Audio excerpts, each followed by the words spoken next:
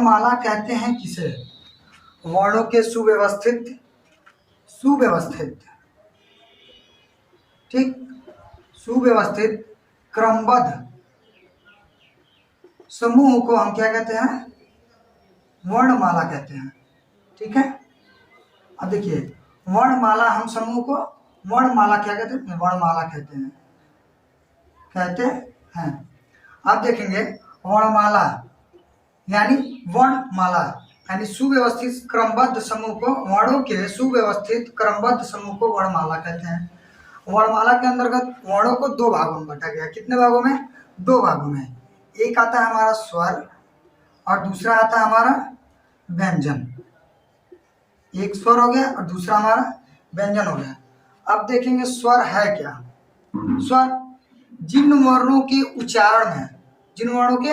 उच्चारण में हमें किसी अन्य वर्णों की सहायता न लेनी पड़ती है, यानी यह स्वतंत्र रूप से उच्चारण होते हैं। किस रूप से? स्वतंत्र रूप से उच्चारित वर्ण क्या कहलाते हैं? हमारे स्वतंत्र रूप से उच्चारित वर्ण स्वर कहलाते हैं। ठीक, स्वर के बारे में, अब स्वर के बाद व्यंजन जानेंगे। तब तक व्यंजन को जानने से पहले स्वर के बारे में कुछ और चीज जान लेते हैं। स्वतंत्र रूप से उच्चारित वर्ण स्वर होते हैं। आप जानते हैं स्वरों की संख्या कितनी होती है? तो स्वरों की संख्या हमारी होती है 11। अब आप कहेंगे 11, लेकिन आप पढ़े होंगे बचपन में 13 पढ़े होंगे। कितना? 13। लेकिन आप जानते हैं उनमें से अंग और अह ये स्वर नहीं होते हैं, ये अनुस्वार होता है। ये अनुस्वार होगा। क्या होगा? अनुस्वार। और ये होता है विसर्ग। ठीक है, तो इन दोनों को हटा दिया जाए तो हमारी स्वरों की संख्या कितनी हो गई? 11। अब 11 में कौन कौन? तो लिख लीजिए अ, आ, ई, उ, री, ए, ओ और औ। ठीक है, अब काउंट कर लीजिए 1 2 3 4 5 6 7 8 9 10 11। 11 संख्या हो गई। ठीक है, अब स्वर के आधार पे ही हमारे मात्राओं की गणना होती है, मात्राओं का निर्माण होता है। तो स्वर के आधार पे हम देखेंगे अ का कोई मात्रा नहीं होता है, तो कितने मात्राएं हो जाएंगी? यहाँ से लेके यहाँ तक की मात्राएं हो जाती हैं। तो हमारी मात्राओं की संख्या कितनी हो गई? मात्राओं की संख्या हो गई 10। यानी अ की कोई मात्रा नहीं होती है, अतः मात्राओं की संख्या 10 और स्वरों की संख्या 11, क्योंकि अ ऑलरेडी स्वर होता है। ठीक है, अब स्वर के बारे में इतना जान लें, तब तक व्यंजन की परिभाषा जान लें, फिर हम स्वरों को डिफाइन करेंगे कि स्वर कितने प्रकार के हैं, किन किन आधारों पे हैं। ठीक, व्यंजन जाने। व्यंजन कहते किसे हैं? तो ऐसे वर्ण जिनका उच्चारण करने में स्वर की सहायता लेनी पड़ती है, यानी बिना स्वरों के सहायता से व्यंजन का उच्चारण नहीं किया जा सकता है। ठीक है, बिना स्वरों की सहायता से व्यंजन का उच्चारण नहीं किया जाता है। यानी कौन से स्वर? जितने व्यंजन का आप उच्चारण करेंगे उनमें अ छुपा रहेगा। ठीक, यानी इसको क्या कहेंगे कि उच्चारण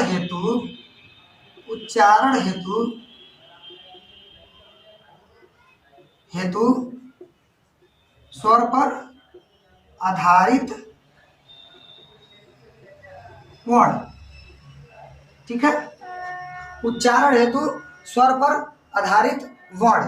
जैसे मान लीजिए अगर व्यंजन हम कहें क व्यंजन है हमारा, तब क का आप उच्चारण करके देखिए क, यानी इसमें अ आ रहा है। यानी हम बोले हैं ना, बिना अ के सहायता से व्यंजन का उच्चारण नहीं हो सकता है।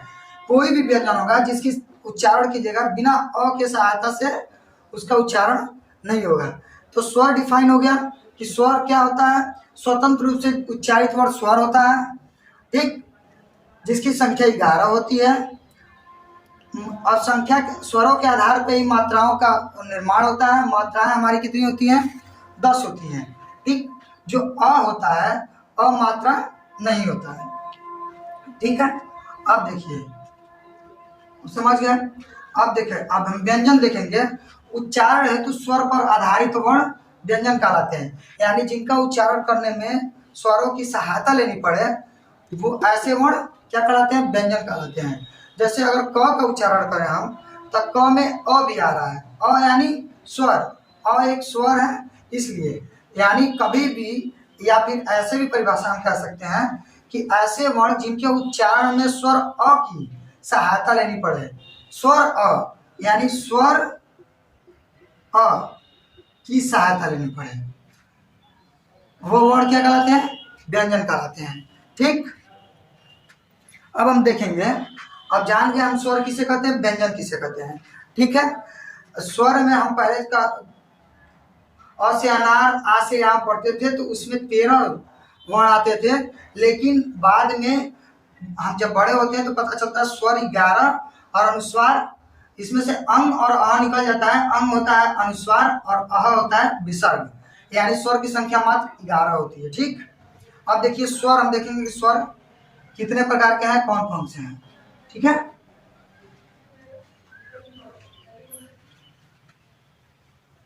उनके उच्चारण स्थान भी साथ साथ देख लेंगे उनके।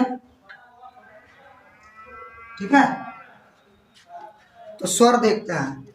स्वर, मान लीजिए ये स्वर हो गया। स्वर आप जानते हैं कितने हैं, अब इनको 3 आधारों पे बांटा गया है। कितने आधारों पे, 3 आधारों पे। ठीक है ना, एक मात्राओं के आधार पे,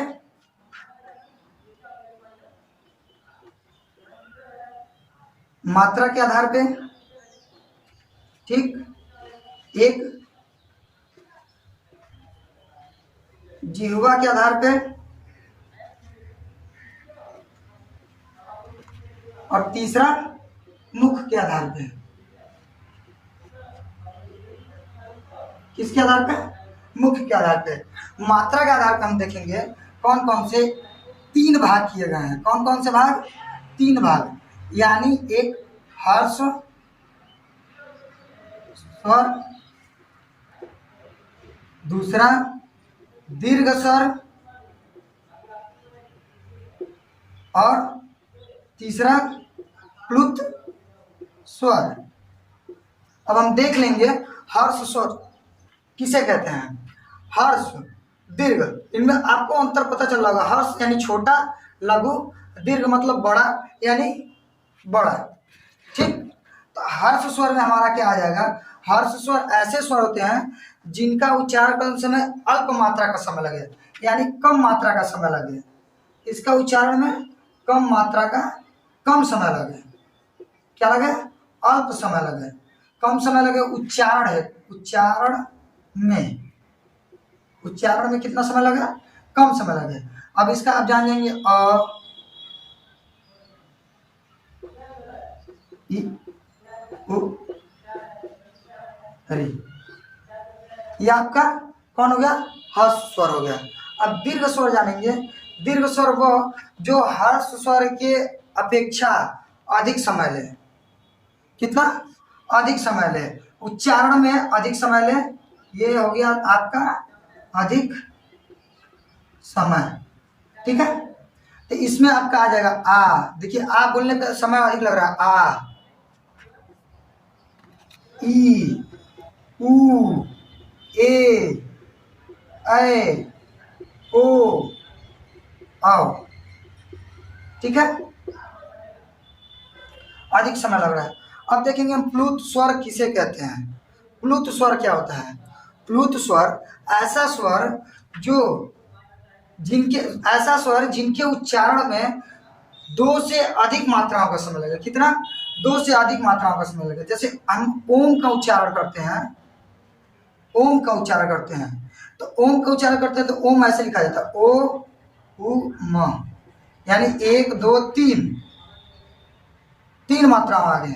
जैसे बोला जाता है राम, राम, इसमें देखो 1 2 3 4 राम। अगर देखा जाए तो 1 2 3, ठीक, 4, इसमें जितना खींच देंगे इसको उतना दूर तक खींचा चला जाएगा राम। ठीक है ना, 2 से अधिक मात्राओं का समय लगने पर जिन वर्णों का उच्चारण होता है वो प्लुत, जिन स्वरों का उच्चारण होता है प्लुत स्वर होते हैं। हर्ष की अपेक्षा अधिक समय लगे, यानी 2 मात्राओं का समय लगे, उसका उच्चारण होगा, उसका वो स्वर क्या होगा, दीर्घ स्वर होगा हर्ष स्वर। जिसमें कम समय लगे, जिनके उच्चारण में सभी की अपेक्षा कम स्वर लगे। ठीक, अब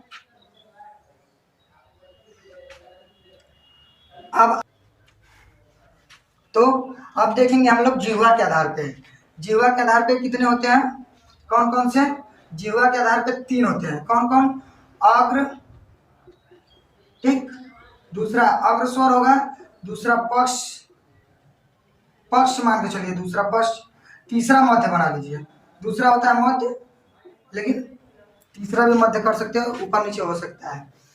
अग्र स्वर, पश्च स्वर, मध्य स्वर। ठीक, अब अग्र स्वर क्या होता है हमारा? अग्र स्वर, पश्च स्वर और मध्य स्वर। अग्र स्वर वो होता है जो हम उच्चारण करते समय जिह्वा के आगे स्पर्श हो, जिह्वा के आगे का स्पर्श होता है, वो अग्र स्वर होता है। जैसे इसका हम उच्चारण करेंगे, मान अग्र स्वर कौन कौन से होते हैं? ई, ई, ए, ये हमारे अग्र स्वर होते हैं।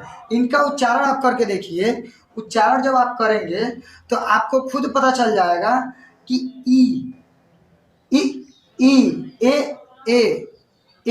ए का उच्चारण करने में जीभ का आगे वाला हिस्सा काम कर रहा है, जबकि यहाँ पे पश्च स्वर, पश्च स्वर के बाद पहले पश्च स्वर, बाद में पढ़ेंगे मध्य स्वर। देख लेते हैं मध्य स्वर। मध्य स्वर वो जिनका, ऐसे स्वर जिनका उच्चारण करने में जीवा के मध्य वाले हिस्से का अनुभव होता है, मध्य वाले हिस्से पे अनुभव होता है, दाब पड़ता है, तो वो मध्य स्वर होते हैं। ठीक है, मध्य स्वर क्या करता है? तो आप स्वरों का जब उच्चारण करेंगे, 11वें स्वर का उच्चारण करेंगे, तो आप बोलेंगे, देखेंगे अ बोलने पे जीभ का क्या कहता है, बीच वाला हिस्सा उठता है और उस पर गर्म वायु का अनुभव होता है। जैसे अ बोलेंगे तो जीभ वाला हिस्सा उठेगा, तो यानी मध्य स्वर केवल अ होता है। अब यहाँ से आप डिफाइन कर लेंगे कि बाकी जो बचा वो पश्च स्वर होगा। लेकिन पश्च स्वर क्या होता है? यानी हम उच्चारण कर रहे हैं तो पश्च स्वर में आ बोल रहे हैं, अगर उच्चारण कर रहे हैं ऐसे स्वर जिसमें जीभ का पिछला वाला हिस्सा कार्य करता है, यानी आ देखिए, नीचे जीभ दबा रहता है, जीभ नीचे दबा रहता है। उच्चारण आप खुद करके देखिएगा, नीचे आ दबा रहता है और वायु के प्रेशर से वर्णों का उच्चारण होता है आ। ठीक, ऊ, ओ, औ। एक होता आपका छूट गया री, री, री, री, री बोलेंगे। री अपवाद में आता है, री को इसमें नहीं जोड़ा जाता है, लेकिन री का उच्चारण करेंगे तो लुंठी तो रगड़ खाते हुए मूर्धा के रूप में आता है। ठीक है, तो ये री हो गया, ये हो गया आ, ओ, औ। ठीक है, अब मुख के आधार पे कौन कौन से होते हैं? मुख के आधार पे होते हैं 4। कौन कौन से? एक होता है विवृत, विवृत, ठीक, दूसरा होता है अर्ध विवृत, क्या? अर्ध विवृत, तीसरा होता है संवृत, यानी वृत्त के समान, चौथा अर्ध संवृत। अच्छा ठीक है, अगर इसको जानना होगा तो हम जान लेंगे विवृत। विवृत मतलब होता है क्लोज्ड, ठीक है, विवृत मतलब होता है ओपन, अर्ध विवृत मतलब होता है हाफ ओपन, संवृत मतलब होता है क्लोज्ड और अर्ध संवृत मतलब होता है हाफ क्लोज्ड। ठीक, तो जिन वर्णों के उच्चारण में यानी मुख पूरा खुला रहे, आ का आप उच्चारण करेंगे तो देखेंगे पूरा मुख खुला रहेगा, आ। ठीक, अब अर्ध विवृत का उच्चारण करते समय रोटेट हो गया है। ठीक है, तो अब आप लोग देख, विवृत हम बताया, विवृत मतलब ओपन। ठीक है, यहाँ आप इंग्लिश के टर्म से समझ जाएंगे। ओपन जो होता है ये हाफ ओपन होता है, ठीक, ये क्लोज होता है, क्लोज्ड, ये हाफ क्लोज, ठीक है। विपरीत आ हो गया आ, देखेंगे पूरा मुख खुला हुआ है। अब अर्ध विपरीत में आप देखेंगे स्वरों का उच्चारण करते समय मुख द्वार आधा खुला रहता है, जैसे अ ए ओ, अ ए औ, एक होता है, देखिए अ हो गया, ए हो गया, अ हो गया, अ हो गया। एक आप देखे होंगे अंग्रेजी में आ बोला जाता है, आ, इसको भी ऐड कर लीजिए, आ, ये भी हो गया, ठीक है। आप देखेंगे समृद्ध, समृद्ध मतलब क्लोज्ड, जिनका उच्चारण करते समय, जिन स्वरों का उच्चारण करते समय मुख द्वार आधा बंद मुख द्वार बंद रहता है, लगभग लगभग कई मान, एकदम बंद कर लेंगे तो उच्चारण तो नहीं होगा, लेकिन बंद रहता है, लगभग के रूप में बंद होता है, जैसे ई, ई, ई, उ, उ, ठीक है। इसका आप उच्चारण करेंगे तो खुद देखेंगे कि हमारा मुख लगभग बंद होता है, ई, ई, ई, उ, मुंह थोड़ा सा बस हवा पास करने के लिए हो तो इनका उच्चारण संभव है। अब अर्ध समृद्ध क्या होता है? अर्ध समृद्ध हाफ क्लोज्ड, यानी आधा बंद रहता है, लगभग आधा बंद रहता है। जिन स्वरों का उच्चारण करते समय हमारा मुख आधा लगभग बंद होता है वो क्या होते हैं?